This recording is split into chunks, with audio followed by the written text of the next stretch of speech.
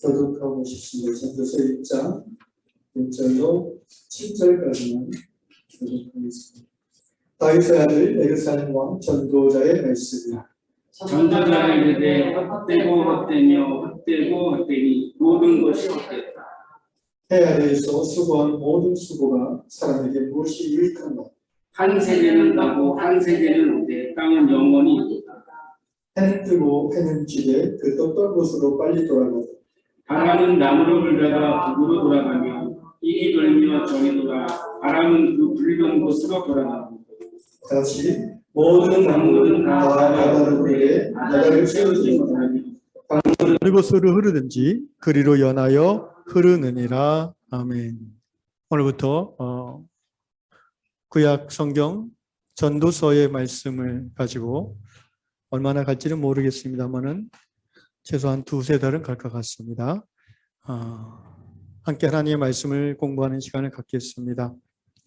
먼저 전도서를 들어가기에 앞서서 우리가 알고 있는 구약 성경에 대한 그 기초라고 할까요? 그런 것들을 좀 구약 성경은 우리가 알다시피 이제 영어로 올드 테스타먼트, 신약은 뉴 테스타먼트 그러고요. 기독교에서 구약 성경은 39권으로 주후 1세기 말 90년경 소위 얌리아 회의라는 교부 회의에서 확정이 됐습니다. 그래서 39권.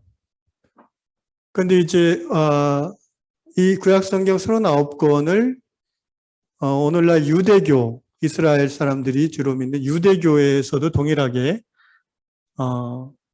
자기들의 경전, 하나님 말씀으로 믿고 있습니다. 그래서 흔히 이제 히브리 성경이라고 하는, 히브리어로 이렇게 히브리 성경이라고 하는 구약 성경을 이제 히브리 사람들은, 유대인들은 타나크라고 합니다. 타나크.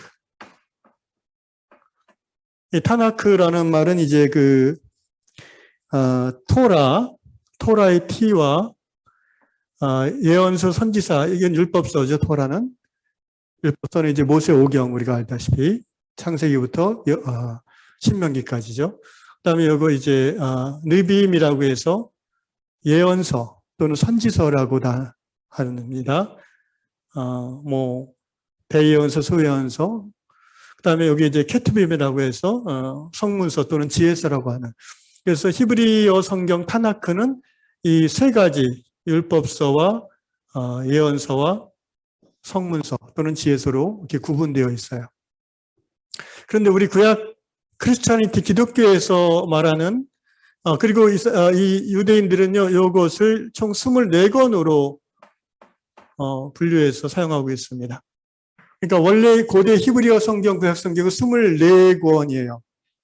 그런데 이것을 이제 소위 최초로 주전 2세기 헬라어로 히브리어 성경을 랍비들이 번역할 때에 이걸 이제 70인 헬라역 셉투아진트, 헬라어 성경이라고 하는데요. 헬라어 성경으로 번역할 때에 24권을 39권으로 쪼개서 번역을 했습니다. 이제 그 내용을 뭐 구체적으로 우리가 이해할 필요는 없지만, 예를 들면 이제 우리 기독교 39권은 여기는 세 가지로 분류한다고 그랬죠. 우리는 네 가지로 분류해요.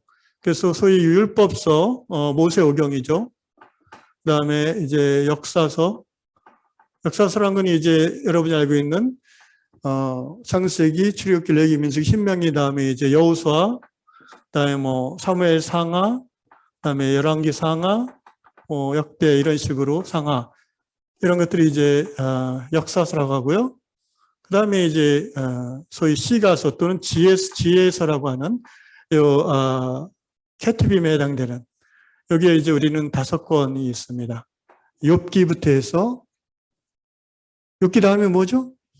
예, 욥기, 시편, 잠언, 전도서, 아가서. 권무사님 기초가 훌륭하십니다. 고맙습니다. 그 5권이 있어요. 그리고 이제 마지막으로 이제 예언서 또는 선지서가 있죠. 우리는 이렇게 네 가지로 기독교는 분류를 합니다. 히브리인들은 지금도 유대인들은 이 세 가지 24권으로. 그래서 어떻게 24권이 이제 손 나와야 되냐면, 왜, 이 사람들이 이제 그 사무엘 같은 거, 사무엘 상한데 그냥 사무엘 한 권으로 치는 거예요. 그런 식으로 우리는 세분했고 이 사람들이 그냥 통으로 가져가고 있고. 그래서 내용 전체는 똑같습니다. 내용은 똑같고요. 우리 개신교, 기독교 안에서 이제 로만 카톨릭, 구교와 우리 개신교, 신교가 구약 성경을 서로 나권을 공유하고 있고요. 그 다음에 이제 로마 카톨릭에서는 외경이라고 해서 이 소위 정경, 캐논과 동등한 권위를 부여하지는 않지만 대단히 참고할 만한 그런 성경이다 해서 그런 책이다 해서 외경으로 또 여러 권을 보유하고 있고요. 뭐 어쨌든 그래서 오늘 우리가 공부하고자 하는 이 전도서는 여기 이제 이 시가서에 해당 이 안에 묶임에 들어가는 겁니다. 욥기, 잠언, 전도서, 그다음에 아가서. 또 하나 뭐죠? 욥기, 시편. 네, 그렇게 되죠. 그래서 전도서는 이런 그 지혜, 그러니까 한마디로 이 힘든 세상, 이 불완전한 세상, 죄 많은 세상을 어떻게 살아가는 것이 행복할 수 있을까? 그것에 대한 세계관을 다뤄주고 있는 겁니다. 우리가 보통 시편은 이제 두 가지 내용으로 은혜를 받죠. 하나는 일상 속에서 함께 하시는, 도우시는 하나님의 그 은혜를 경험하고 그 기쁨과 감격을 표현한 것이 시편이고, 또 하나 시편의 내용 중에 중요한 것은 뭐죠? 하나님이 안 계시는 것처럼 느껴지는 삶의 고난 속에서 그 영혼의 어두운 밤을 지나면서 탄식하는 시인. 그러나 끝에 가서 항상 어떻게 돼요? 도우시는 하나님, 또는 돕지 않더라도 믿음이 회복되어짐으로 하나님의 영광을 찬양하는 노래로 시편은 끝나죠. 그래서 시편이 신앙생활의 기쁨과 감격을 시적으로 잘 노래하고 있는 책이라고 한다면, 같은 시가서 중에 이제 전도서는 지혜에 대한 책이죠. 쉽게 말하면. 그죠? 그 지혜의 근원은 물론 하나님이시고요. 그리고 하나님을 경외함을 지혜의 근본으로 전제하고 이제 지혜로운 자는 하면서 축축축 나가는 거죠. 그래서 지혜를 가지고 지혜롭게 사는 것이 이 세상 가운데서 하나님의 보호받음과 행복함을 누릴 수 있는 비결이라고 제시하고 있습니다. 전도서는 조금 근데 관점이 달라요. 여러분이 많이 읽어보셔서 느끼겠지만 도대체 전도서가 뭘 말하는지 여러 번 읽어도 잘 모를 수가 있습니다. 왜냐하면은 너무 이 강조점, 그러니까 앞부분이 강하게 앞부분을 얘기하고 있기 때문에 그래요. 좀 이따가 나오겠지만 이제 전도서 1장 2절에 보면은 헛되다라는 말이 여러 번 나오잖아요. 그리고 왜 헛된지에 대한 설명이 굉장히 쫙 1장 2장 나옵니다. 인생은 헛된 거야. 그래서 이 성경을 잘 깊이 이해 못하는 안 믿는 분들은 학문적으로 전도서를 이렇게 접한 분들은 교양으로 성경 그 기독교에도 허무주의가 있네 뭐 이런 얘기도 하기도 합니다. 그런데 전도서의 그 주제가 허무는 아닙니다. 이제 살펴보시면 더 잘 이해가 되겠지만 전도서의 주제는 인생의 허무함을 전제하고 그런 그 허무한 인생을 우리가 어떻게 살아야 되는가, how to live, 어떻게 살아야 되는가, 이게 전도서의 중심 주제가 되는 것입니다. 자, 이제 본론으로 들어가 봅시다.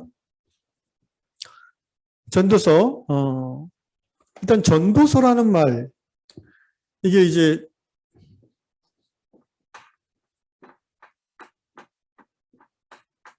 여러분, 전도가 무슨 말입니까? 전도는? 예, 도를 전한다. 우리가 보통 교회에서 전도한다 그러면은 예수 십자가 복음을 전하는 걸 전도라고 하죠. 그래서 전도와 선교 이렇게 이야기합니다. 근데 사실 이 전도서의 내용에는 예수 십자가 복음은 없어요. 그죠? 그래서 우리가 흔히 좁게 생각하는 전도의 개념하고는 좀 다르지만 넓게 보면 결국 도를 전하는 거기 때문에 자, 도가 뭐 여러분 그런 말 많이 들어보시지 않았어요? 요새도 하는지 모르겠네. 길거리에서 도를 아십니까? 이렇게 물어보는 사람들. 강호사님 혹시 만나보셨어요? 도를 아시는지요? 이렇게. 그 이단들인데 그 도를 아십니까? 박명 기사님 혹시 경험해 보셨어요? 그 뭐라고 대답하셨어요? 바빠요 하고 디도서 2장에 보면 이단을 접할 때 한두 번 권면하고 아니면 이 관계를 끊으라고 했는데 저는 옛날에 한번 지하철 앞에서 어떤 젊은 사람이 선생님 도를 아십니까? 그래갖고 나는 도를 아는데 당신은 아시나요? 내가 물어보고 그냥 온 적이 있습니다. 이 한자로 번역했는데 결국 이 도라는 거는 진리죠, 진리. 이 동양사상에서 말하는 길도자 아닙니까? 인생을 살아가는 데 있어서 무엇이 진리인가, 어떤 길을 가야 되는 것이 옳은가. 이 도가 곧 진리고 결국 복음으로 확장해서 해석하면은 예수님이 길이고 진리니까 도는 곧 예수라고 할 수도 있는데 전도서는 거기까지는 나가지 않고 있죠. 어쨌든 크게 보면은 인생의 참 길을 전하는 책이다. 그런 의미에서 이 전도서라고 번역한 것은 맞는 번역입니다. 히브리어로 이 전도서는 이제 코헬렛이라는 말을 씁니다. 코헬렛이라는 단어를 쓰는데요. 코헬렛이라는 히브리 말은 원래 이제 카할이라는 히브리어 단어 동사에서 파생한 말인데 카할이라는 말의 뜻은 이제 모으다, 수집하다 그런 뜻이라고 합니다. 그러니까 코헬렛은 사람들을 이렇게 모으고 이렇게 수집해서 모이게 해서 그러니까 지혜와 관계된 여러 가지 자료들을 이렇게 모으고 연구해서 사람들을 모아놓고 그거를 전하는 사람을 이 시에 코헬렛이라고 히브리어로 표현했고요. 그런 의미에서 그 전도자라는 말, 코헬렛이라는 말을 그러니까 이 코헬렛을 많이 본문에서 전도자로 나와요. 1장 1절에 다윗의 아들 예루살렘 왕 코헬렛의 말씀이라 이렇게 되는 거예요. 전도자. 그래서 이 코헬렛을 영어 성경에서는 teacher, 선생님 또는 preacher, 설교자 이런 식으로 번역을 했습니다. 그리고 헬라어로 이 전도서를 영어로는 에클레시에스틱스라는 말을 써요.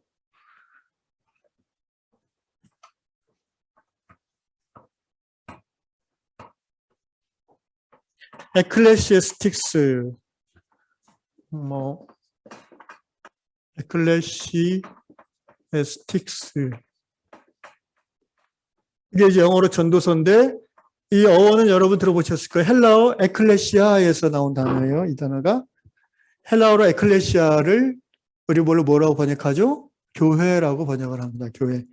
그러니까 에클레시아라는 말의 뜻 자체가 세상에서 부름받아서 나와서 모인 사람들. 그러니까 그 당시 헬라 시대에는 에클레시아라는 말은 세상에서 나와서 그 진리를 추구하고자 모인 사람들의 모임, 뭐 이런 뜻인데, 그거를 이제 교회로 이렇게 차용해서 쓰고 있죠. 그래서 전도서를 에클레스틱스로 번역했다는 것은 결국 에클레시스틱스란 말은 에클레시아에 속한 사람들이란 뜻입니다. 그러니까 세상으로부터 이렇게 부름받아서 진리를 깨닫는 삶을 살고자 모인 사람들이란 뜻이겠죠. 그래서 전도서는 정리해 보면은 어떤 그 지혜 또는 어떤 그 섭리, 하나님의 그 진리를 도를 전하는 그런 어떤 코엘렛 그 지혜자가 현자가 전하는 자가 청중을 에클레시아로 불러 모으는 책 그 정도로 우리가 그 명칭에 따라서 이해를 해볼 수 있겠습니다. 불러 모으는 책이다 이거예요. 그래서 이 책을 중심으로 사람들이 모여서 이 책을 함께 나누고 묵상하면서 올바른 삶의 길을 찾아갈 수 있겠다라는 거죠. 그런데 이 책을 같이 공부하면서 이미 길 안에 들어와 있는 우리지만 이 세상, 길 안에 들어와 있지만 세상이 또 만만하지가 않잖아요. 헷갈리게 하잖아요. 왔다 갔다 할 때가 있잖아요. 진리의 길, 인생의 참 길을 더 확실하게 이 책을 통해서 우리가 붙잡고 하루하루 믿음으로 걸어갈 수 있기를 주님의 이름으로 축복합니다. 그래서 이 코엘렛, 이 말이 앞으로 자주 나올 텐데요. 이 전도자는 어떤 사람인가? 다시 좀 더 설명해 보면 전도서 12장을 한번 찾아보시겠습니까? 전도서 자체 안에 이 전도자가 자신을 설명하는 내용이 있어요. 전도서 12장 9절과 10절을 보시면 961쪽입니다. 전도서 12장 9절과 10절을 보시면 같이 읽겠습니다. 시작. 전도자는 지혜자이어서 여전히 백성에게 지식을 가르쳤고 또 깊이 생각하고 연구하여 잠언을 많이 지었으며 전도자는 심사 아름다운 말들을 구하였나니 진리의 말씀들을 정직하게 기록하였느니라. 이 코엘렛 전도자라는 사람은 어떻게 보면 오늘날 이제 학자이면서 또 그 책을 쓰는 자이고 사람들을 가르치는 자인데 여기서 중요한 것은요, 이 전도자는 깊이 생각하는 사람이었다는 거예요. 이제 1장, 2장을 쭉 살펴보면서 그가 얼마나 깊은 생각을 하는 사람인지 우리가 볼 수 있는데 다른 무엇보다도 이렇게 하나님이 인간에게 주신 특별한 능력이 있잖아요. 그것은 왜 그럴까라는 질문을 할 수 있는 능력이에요. 왜 그럴까? 왜 사과가 땅에 떨어질까? 그 질문에서부터 나온 위대한 법칙이 뭐죠? 만유인력의 법칙이죠. 왜 태양은 동쪽에서 떠서 서쪽으로 질까? 강아지나 사슴은, 코끼리는 그런 의문을 가지지 않는데 사람은 그런 의문을 가진다니까요. 하나님이 그렇게 지으셨어요. 그런데 생각할 수 있다고 해서 다 생각을 깊이 하는 사람들은 아니에요. 특별히 현대에 들어서 생각하기를 귀찮아하는 그런 풍조들이 만연하고 있는 것 같아요. 특히 나이가 들수록 뭔가 깊이 골똘히 생각을 안 하려고 하는 안 좋은 그런 풍조가 있습니다. 그게 귀찮다는 거죠. 생각하기에 따라서 사람이 얼마나 바뀌어질 수 있는가를 우리는 이 코엘렛 전도자를 통해서 볼 수가 있습니다. 그래서 생각을 깊이 안 하면 그냥 듣는 대로 그런가 보다 이렇게 생각해요. 독재하기 가장 좋은 백성들이 그런 백성들이에요. 그냥 뉴스에서 나오는 대로, 라디오에서, 인터넷에서 나오는 대로 그렇대, 그런가 보다, 아이고 그러네. 그런데 생각을 좀 깊이 있게 하려는 사람들은 저게 정말 그럴까? 이상하네. 유럽을 보니까 안 그렇던데 왜 우리나라만 저렇다고 하지? 이런 식으로 생각을 해서 찾아볼 수 있는 거예요. 그걸 가르쳐서 깨어있는 백성이라고 표현하지, 깨어있는 백성. 그래서 많은 생각 없는 사람들은요, 내가 하고 있는 생각이 사회에서 세상 가운데서 나에게 심어진 생각이라는 것을 생각을 못해요. 말이 너무 복잡해졌네요. 그러니까 내가 지금 하고 있는 생각이 내 생각이 아니라 텔레비전 보면서 나에게 심겨진 생각이라는 것을 못 알아차린다는 거예요. 그러니까 조종을 당한다는 것을 모른다는 거예요. 세상에 부여진 생각, 세상에 부여진 가치관을 내 것으로 깊이 프로세스하지 않고 그냥 아무 비판 없이 받아들이는 거예요. 그래서 신앙 고백은 있는데 삶은 신앙과 상관없는 삶이 나올 수 있는 거예요. 삶은 말입니다.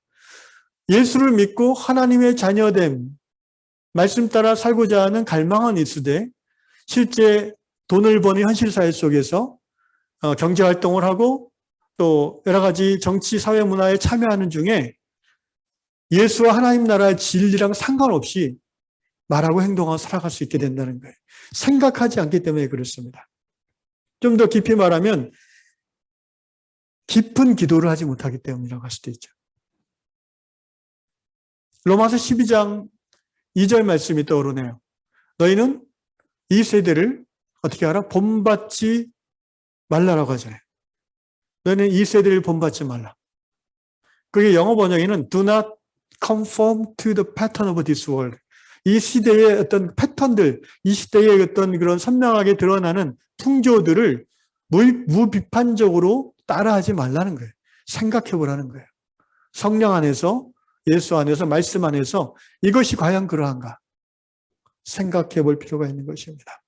꼭 비판적으로만 생각하라는 것이 아니라, 사고하라는 것이 아니라 들은 바 진리를 자기 것으로 유용하게 삼기 위해서도 프로세스, 생각할 필요가 있습니다. 여러분이 지금 제가 전하는 이 성경 말씀 또는 주일날 듣는 설교 말씀에 대해서도 그냥 은혜가 너무 돼도 한 번 더 생각해 보면 좋아요. 또는 동의하지 않는다면 그냥 감정적으로 이 목사님 이상한 얘기 아니야 하고 넘어가지 말고 생각해 보라는 거예요. 여러분이 다 글씨를 아는 사람들이고 인터넷을 쓸 줄 아는 사람들이니까 찾아보고 성경을 찾아보고 자료를 찾아봐서 저에게 카톡으로 개인적으로 물어보면 얼마나 좋겠습니까? 할렐루야. 정고사님 아멘? 저는 그런 물어보는 분을 굉장히 좋아합니다. 저는 질문하는 사람들을 아주 좋아합니다. 제 자신이 질문이 많은 사람이기도 하고요.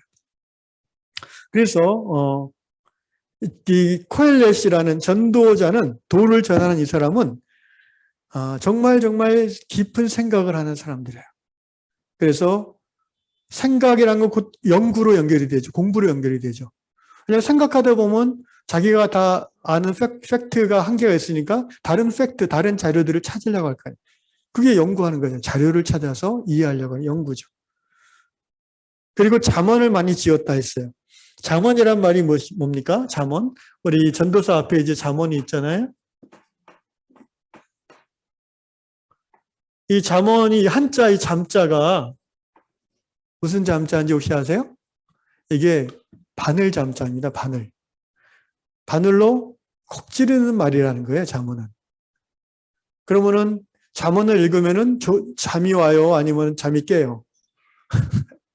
잠이 깨겠죠? 근데 잠이 올 때가 많죠, 또. 어쨌든 잠언이라는 거는 뭔가 우리가 평상시 생각하지 못하는 지나쳐버리기 쉬운 그런 삶의 진리나 진실, 원리들이 그 말을 듣거나 읽을 때 탁 떠오르는 거예요. 그래가지고 이렇게 살면 안 되지. 내가 이러면 안 되겠다. 이게 이제 잠언이라는 말이 갖는 효능이죠. 이 코엘렛이라는 전도자라는 분은 많이 생각하고 연구할 뿐 아니라 이런 잠언들을 스스로 많이 지었고 또 힘써 아름다운 말들을 구하였나니 이런 잠언들을 또 많이 이렇게 모아요. 그래서 기록을 하는 일을 하는 사람이었다. 자, 여기서 그러면 전도서의 저자가 누군가, 이 코엘렛이 누구일까를 또 우리가 오늘 첫 시간이니까 잠깐 생각할 필요가 있습니다. 자, 이 코엘렛이 누구인가? 1장 1절에 다윗의 아들 예루살렘 왕 솔로몬의 말씀이다. 이렇게 있으면 쉬운데 솔로몬이란 얘기를 안 해요. 이 이름을. 그냥 전도자라고 그래요. 코엘렛이라고 그래요. 그래서 유대인 그 랍비들의 전승에 의하면, 랍비 전승이니까 뭐 검증된 건 아니죠. 검증할 수도 없고 어떻게 보면. 여러분 잠언을 누가 지었다고 우리가 알고 있어요? 잠언? 솔로몬이죠. 예. 아가서도 솔로몬이죠. 그래서 유대 전승에서는 솔로몬이 젊었을 때 한참 청춘에 불탈 때 아가서를 썼고, 이제 중년이 되어서 뭔가 좀 인생이 보일 때 잠언을 썼고, 그 다음에 이제 70 넘어서 늙어서 삶의 완숙기에 들어서서 전도서를 썼다라고 이제 랍비 전승에 내려오는 말이 있습니다. 그런데 이제 왜 굳이 솔로몬이라는 표현을 안 했을까? 전도자라고 했을까? 코엘렛이라고만 표현했을까? 여러분, 이제 그 근대 이후에 18세기, 19세기 이후에 책들, 문헌들과 이 고대 문헌들의 굉장히 다른 차이점이 있어요. 우리가 이걸 잘 이해 못하면 성경도 고대 문헌이니까 우리가 간과하기 쉬운 사실인데, 뭐냐면은 이 현대나 근대에서 이제 책은 저자가 누구인가 굉장히 중요하죠. 저작권도 있고, 그 다음에 저자가 누구냐에 따라서 그 책의 권위가 또 달라지지 않습니까? 괴테의 저작인데,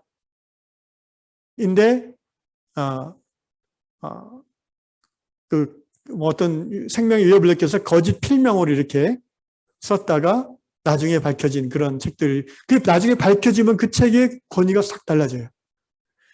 저자가 누군가 중요하죠. 그런데 고대 문헌들은요, 특징이 뭐냐면은 저자가 누구인가가 중요하지 않아요. 내가 썼어도 내 스승이 썼다라고 그 스승의 이름으로 쓰는 경우도 많아요. 왜냐하면은 내가 알고 있는 모든 것은 내 스승의 덕분이다라는 마음이 있는 거예요. 그래서 고대 문헌들은 정확한 저자를 안 쓰는 경우가 많습니다. 예를 들어서 이제 동양 사상에서 이제 노자의 도덕경이라는 책을 들어보셨을 거예요. 근데 도덕경을 누가 썼냐 그러면 보통 노자가 썼다고 얘기하는데 과연 그런가 따져보면은 검증할 수가 없어요. 노자라는 인물 자체가 주전 5세기, 6세기에 어떤 좀 신화적인 인물이기 때문에 그가 도덕경을 직접 썼다라고 주장할 만한 역사적, 사료적 근거는 없는 거죠. 그런데 중요한 거는 그가 썼든 안 썼든 그건 중요하지 않다는 거예요. 네. 뭐 주역도 그렇죠. 공자가 썼다는 얘기도 있고 여러 가지 얘기가 있지만 사실 공자가 주역을 다 쓴 건 아니죠. 그러나 그건 중요한 게 아니에요. 고대 문헌들은 그 안에 담겨 있는 그 진리, 그 내용이 얼마나 잘 전달되느냐를 중시했어요. 그래서 제자가 별로 이름이 없는 사람이면은 그 자기가 쓴 책이 더 널리 알려지게 하기 위해서 스승의 이름으로 책을 내는 경우는 많아요.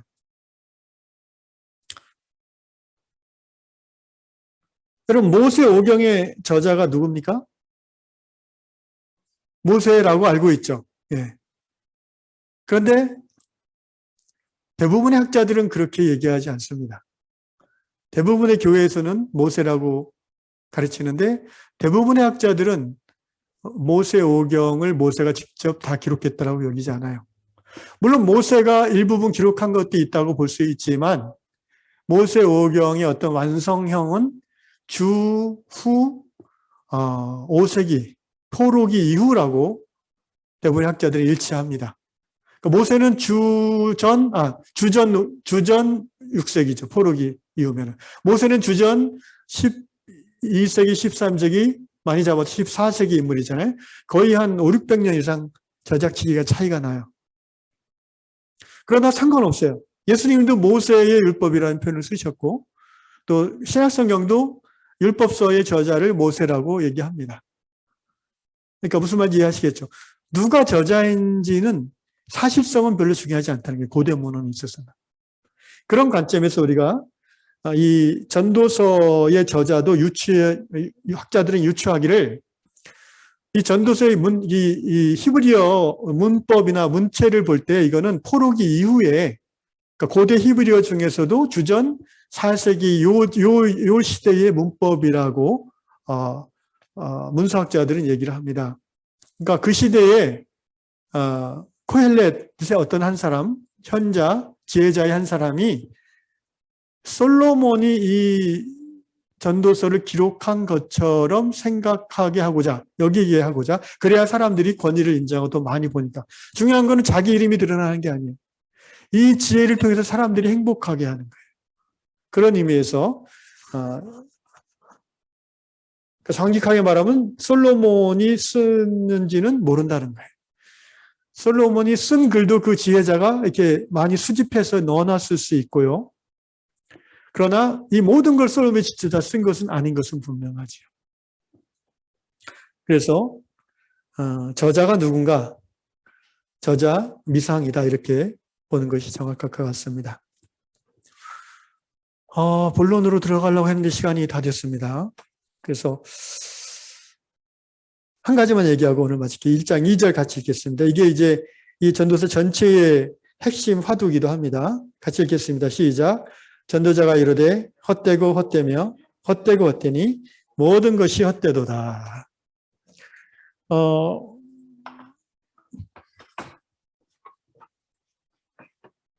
여러분 이제 이게 사람 인자죠.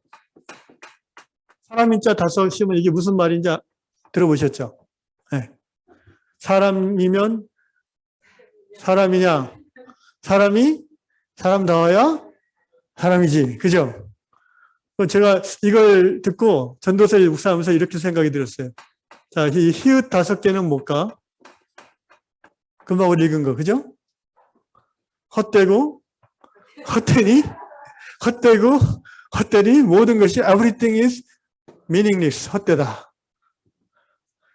그리고 그 다음에 왜 헛된지를 쫙 설명을 해요, 계속. 그러니까 이게 전도서를 읽다 보면 우울해져요. 이게 괜히 자꾸 이렇게 열심히 살아 뭐하나 이런 생각이 들기도 하고.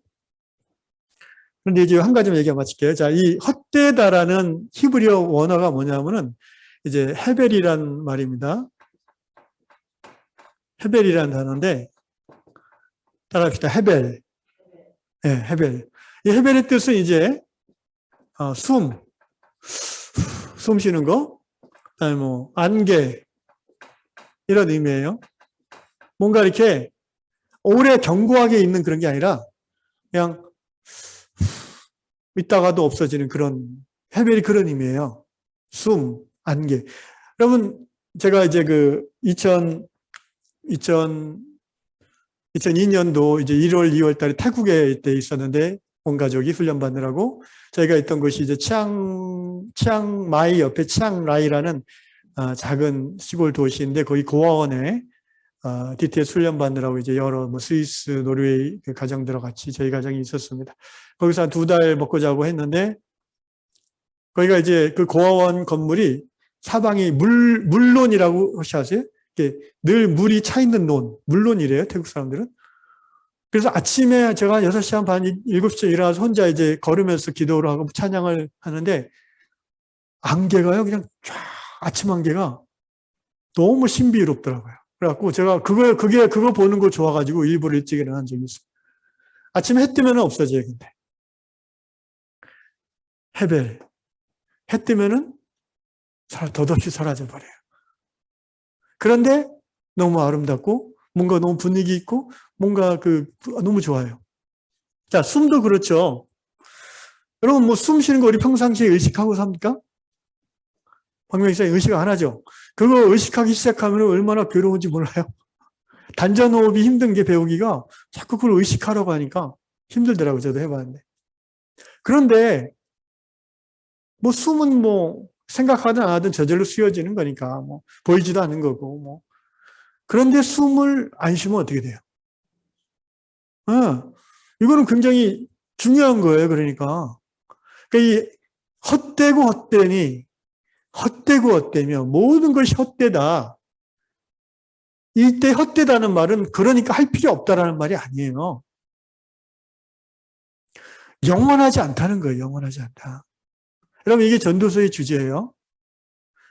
인생의 모든 것이 헛되고 헛되며 헛되고 헛되니 모든 것이 헛되다라는 말은 그게 꼭 필요하긴 한데 영원하진 않다는 거예요. 그러니까 어떻게 해요? 하라는 거 하지 말라는 거예요.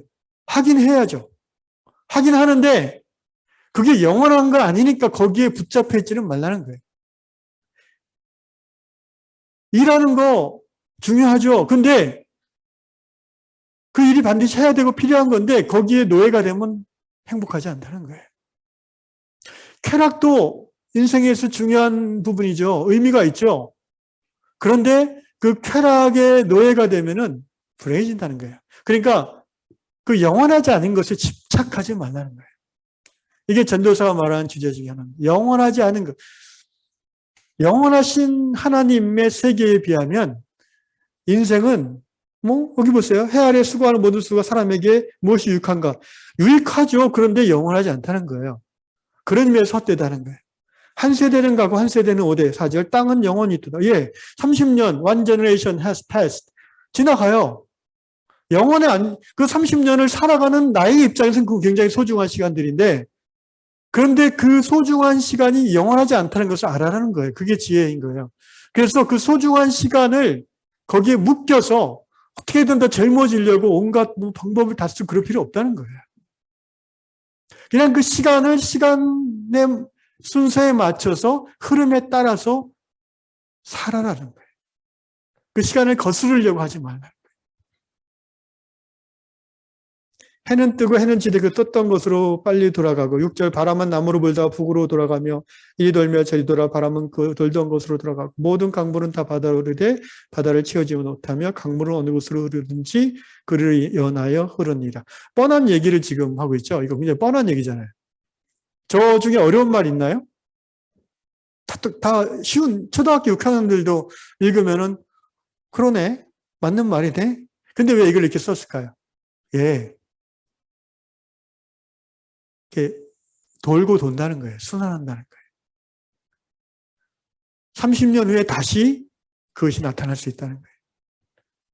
그러니까 시간과 눈에 보이는 것과 이 모든 자연의 현상 속에서 지금 네가 살아가고 있는 그 현재를 소중히 여기고 힘써야지 그 현재에 얽매이지 말라는 겁니다. 이게 이제 전도서가 말하는 도라고 할 수 있습니다. 진리라고 할 수 있습니다. 결론적으로 집착하지 말라. 아무리 선한 일이라도 여러분 집착하는 것은 행복하지 않다. 하나님을 사랑하는 것도 집착적으로 사랑하면은 행복하지도 않고 하나님도 부담스러워하실 겁니다. 예. 우리는 그런 집착적인 하나님의 사랑을 광신이라고도 표현합니다. 한마디로 하나님의 창조의 리듬에 맞춰서 시기줄하게 모든 삶의 영역을 자연스럽게 거기에 맞춰서 살라는 것이 이제 전도서의 결론이죠. 좀 더 살겠다고 뭔가 이렇게 억지로 막 힘써가지고 뭘 이렇게 막 뜯어 고치고 얼굴을 막 그럴 필요 없다는 것입니다. 청년 시절에는 청년답게, 중년에는 중년답게, 노년에는 더 노년답게 말을 적게 하고 밥을 적게 먹고 주머니는 더 열고 그런 식으로 그렇게 살아가는 것이 하나님과 동행하는 하나님의 창조의 리듬에 맞춰 사는 삶이다. 그런 얘기를 이제 앞으로 좀 자세하게 이제 전도서를 가지고 해나가겠습니다. 매번 이제 읽을 결론인데요. 읽고 마치겠습니다. 전도서 12장 13절 마지막 절인데요. 전도서 12장 마지막 장 13절 읽고 같이 기도하고 마치겠습니다. 시작. 일의 결국을 다 들었으니 하나님을 경외하고 그의 명령들을 지킬지어다. 이것이 모든 사람의 본분이니라. 아멘. 기도합시다.